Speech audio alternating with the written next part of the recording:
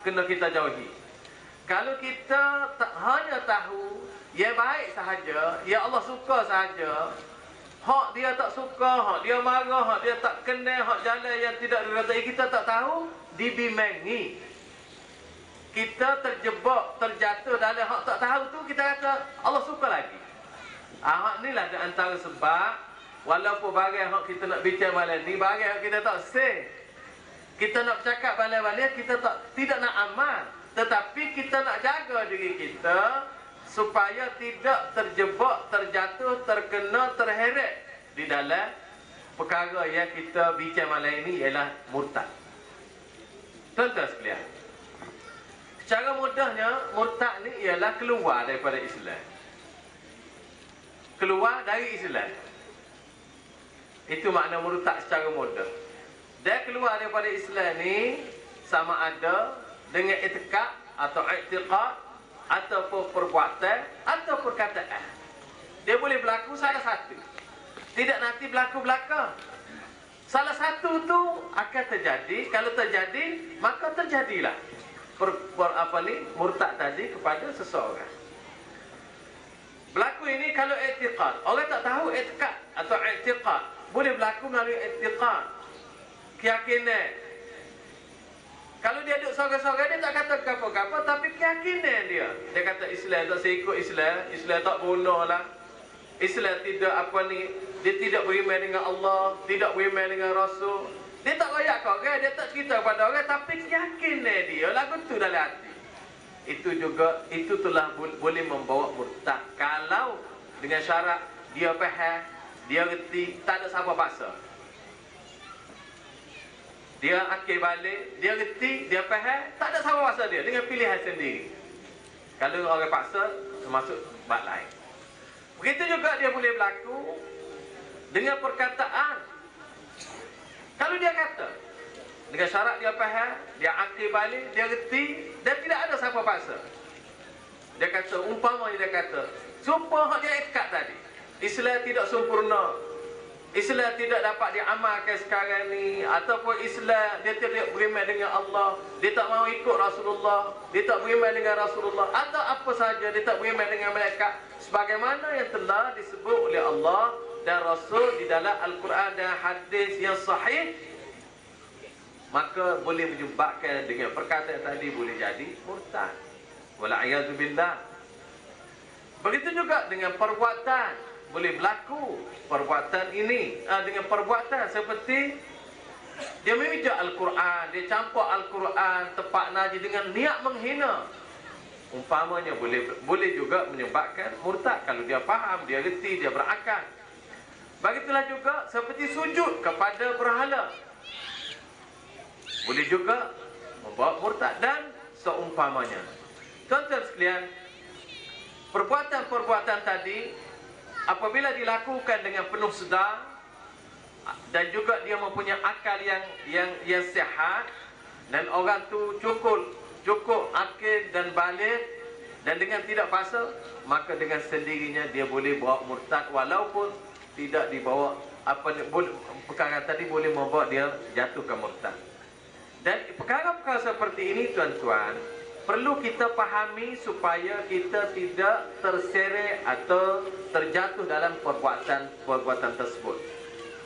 Karena itu kita kena belajar ni mengetahui supaya kita tidak melakukannya. Karena itulah ada tuan-tuan kita belajar dalam Islam ini, disuruh belajar untuk kita buat. Dan ada bahagian yang kita kena belajar, kita kena tahu, jangan buat. Dua perkara. Karena itulah Islam ni ada hak suruh buat, ada hak larang buat. Suruh sembahyang, suruh puasa, suruh zakat, suruh haji, kita buat. Jangan mencuri, jangan berzina, berjudi, menipu, kena belajar juga. Itu kita belajar tidak nak buat. Kita belajar nak tahu, kita tak nak buat. Seperti juga murtad ini merupakan salah satu daripada yang disebut di dalam jinayah, yang disebut oleh agama Islam salah satu sebagai jinayah yang boleh membawa hukum yang berat kalau berlaku di dalam masyarakat.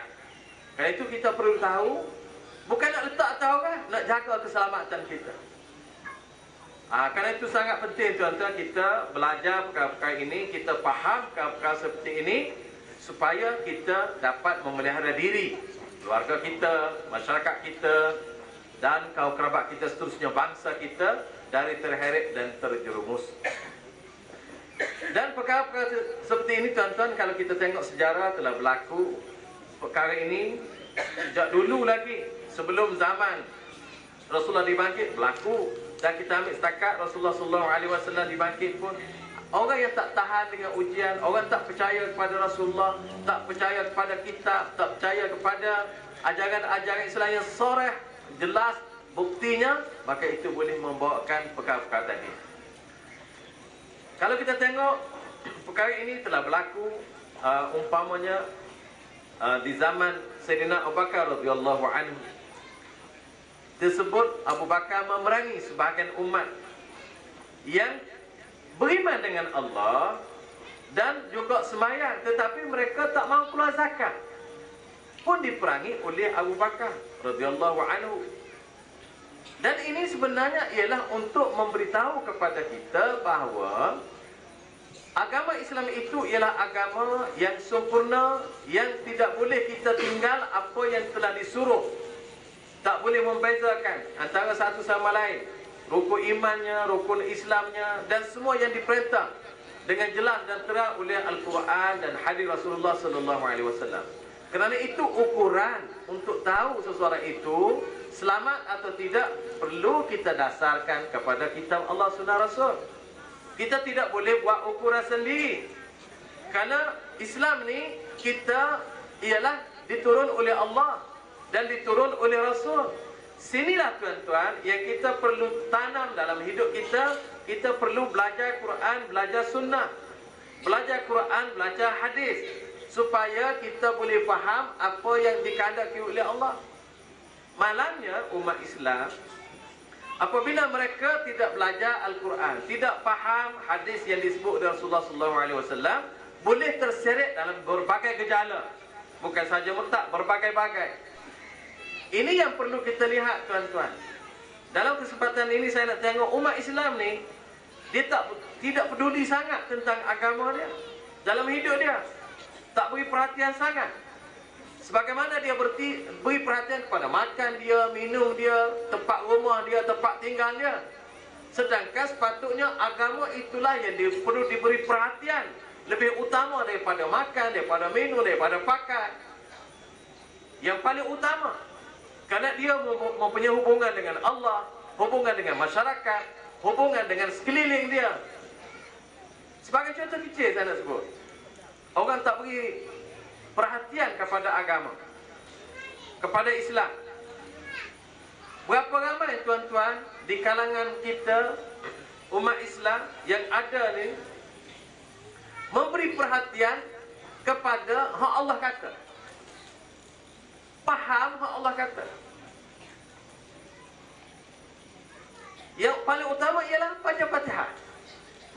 Berapa ramai orang Islam kita yang berbangsa Melayu ni lah yang faham tentang Fatihah. Sedangkan Fatihah tu dia baca tiap-tiap kali sembahyang, dalam setiap rakaat. Sebanyak mana dia faham?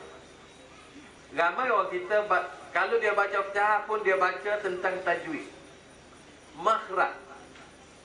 Habis-habis dia pergi belajar kat situ ya. Dia belajar Fatihah. Apa dia belajar? Bacaan. Bacaan tu apa dia belajar? Dia belajar makhraj. Lepas dia belajar makhraj, dia belajar tajwid. Lepas tu berhenti kat situ. Itu yang pertama. Kalau belajar sikit lagi, dia belajar apa makna. Setakat tu. Tetapi jarang yang pergi nak memahami tuntutan yang disebut oleh Allah Subhanahu Wa Taala dalam Al-Quran. Kalau ini pun orang tidak beri perhatian, maka perkara-perkara lain lebih jauh lagi yang mereka tidak akan beri lagi. Karena itu tuan-tuan, kita lihat